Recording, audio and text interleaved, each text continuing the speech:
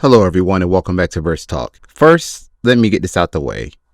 I'm mad at you motherfuckers because goddamn, you know I love Teen Wolf and you know I have to talk about it every time a trailer or some news comes out. So for the ones who didn't tag me or message me or whatever, shame on you. And judging by my last video I did on Teen Wolf, at least over 110 people had watched the video. So I would assume that they were probably waiting for the next video or like my video enough to tell me that, hey, Burst, this new trailer for Teen Wolf is out. Why don't you talk about it? I would love to hear your thoughts about it. You know, something of that nature. But I don't want to keep doggone talking about this, so let's get into the trailer.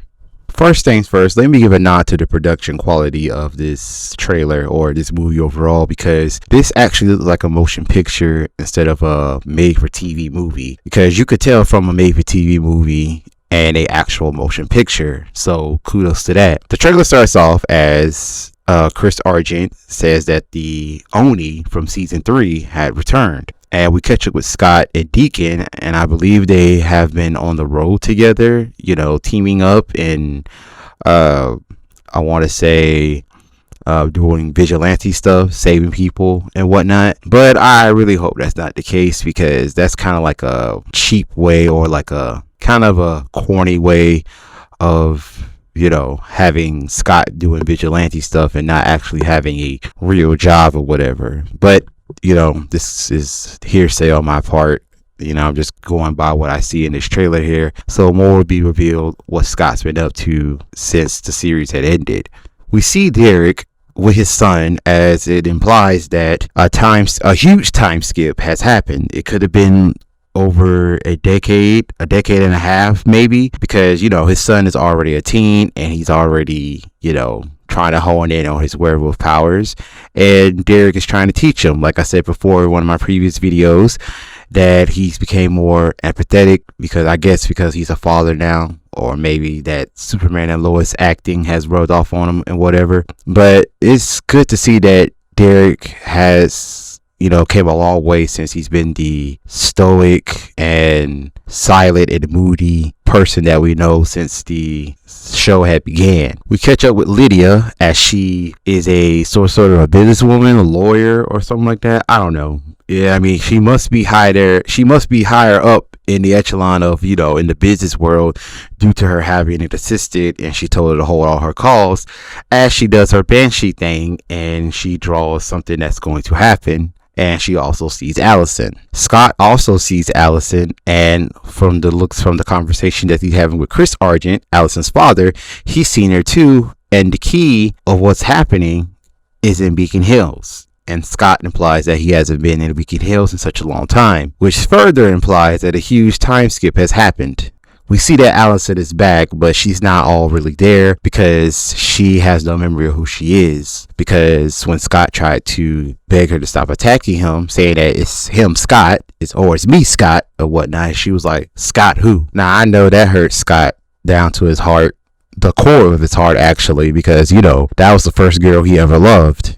And hey, who could blame him? Shit, I can, because look at Allison. Like, she's completely unrecognizable. Like, I understand people age and whatnot, but goddamn, like, did she have plastic surgery or something? Like, you know, like, I don't care if it's like, you know, bad, you know, it's bashy and whatnot, but like, she don't look like the girl like that we used to know back when the earlier seasons of Teen Wolf happened, because that's not her. Look like a clone or something out of a lab. I don't know, but that is not Crystal Reed, the actress that plays Allison, because, you know, back in the day when the show was on, I was like drawn in and mesmerized by her smile or whatnot. In this movie, and I seen other promotion when she was on Entertainment Weekly on the news or whatnot, like, she looks completely unrecognizable. So what in the hell is going on with that? I don't know. That's just a quick rant on my part. I mean, I understand if you know, I'm doing too much or whatnot, but that's what I really noticed about Allison. Like, it doesn't look like her at all, or maybe that's what they're trying to do. Dun dun dun. Whatever. Chris is on the fence about Allison being back, as he talks to Peter Hale, the villain from the first season, saying that whoever that is out there, it is not Allison. So he's more than sure that it's not Allison, because Allison's been dead for a decade and a half or so. Now I'm implying that's how long it's been since the final episode of Teen Wolf. So don't quote me on that. Don't try to come after me or whatever if I'm wrong. But if I'm right, y'all will be kissing my ass.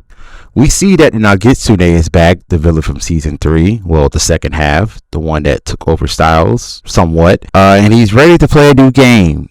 And per my last video, I had a theory that he managed to take Allison and took over her body and wants him to kill everyone, or wants her to kill everyone or whatever. But it doesn't seem that that's the case here. Now I got another theory of what's going on. When Allison came back to life, she didn't have no memory who she was, and the first person who found her was the Nogitsune, and he helped her back on her feet or whatnot, and I guess like they helped each other at some point or whatnot. And now I feel that she trusts him enough to do what he says and whatnot, because to Allison, that's the only person that she has known and only tried to help her. But she's really being manipulated for the Nogitsune's vengeance or whatever. So there's my theory on that, but please don't quote me. Like I said, and if I'm wrong, I'm wrong. But if I'm right, y'all gonna be kissing my ass. Scott says that he's gonna need everyone for this fight. I guess that you couldn't call Kira, Theo, Isaac, or better yet, Styles to come back and help, but you just grab some new character that you see in the trailer here with a sword. That's a Kitsune, I guess. She's a new character. I forget her name. I'll plug it in the video here. But you could have asked some of them to come back, but I guess you didn't want no conflict. If you would have brought Kira back, you would have had conflict. Oh, if I want to be with Allison again, or if I want to be with Kira again. Like I've seen pictures of the actress that plays Kira. Like he would have been better off getting back with her.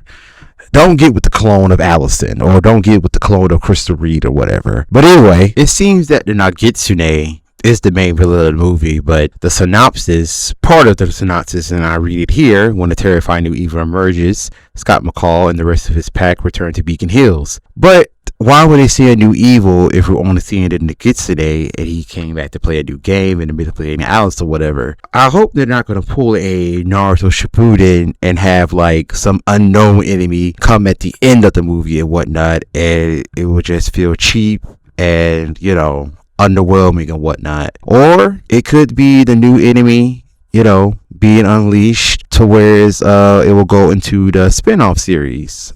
I forgot the name of the spin-off series, but apparently that could happen.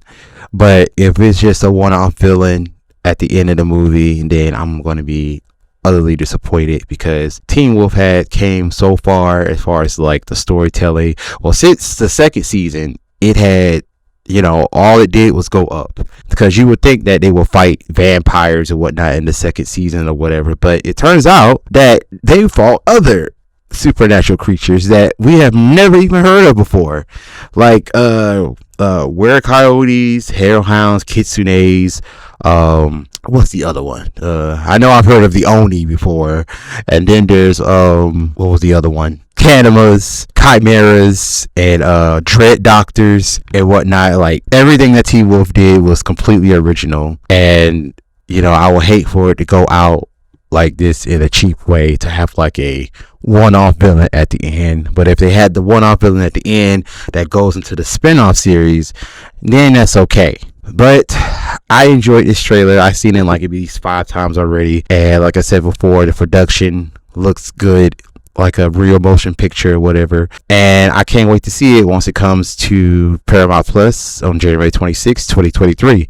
I was hoping it was supposed to come out in October of 2022, because it said it when the trailer first came out a few months ago. But I'm not going to get upset about it, because things happen and they have to push things back or whatnot. But you could have just said coming soon. You didn't have to say October of 2022 if it wasn't going to be October of 2022. Instead, you just said, oh, it's January 26, 2023. Oh, y'all gotta wait a little longer, motherfuckers. But that's all I have for right now for today. Let me know what you guys think in the comments. Thank you guys for watching. Don't forget to like, subscribe, and share. And I will see you all next time.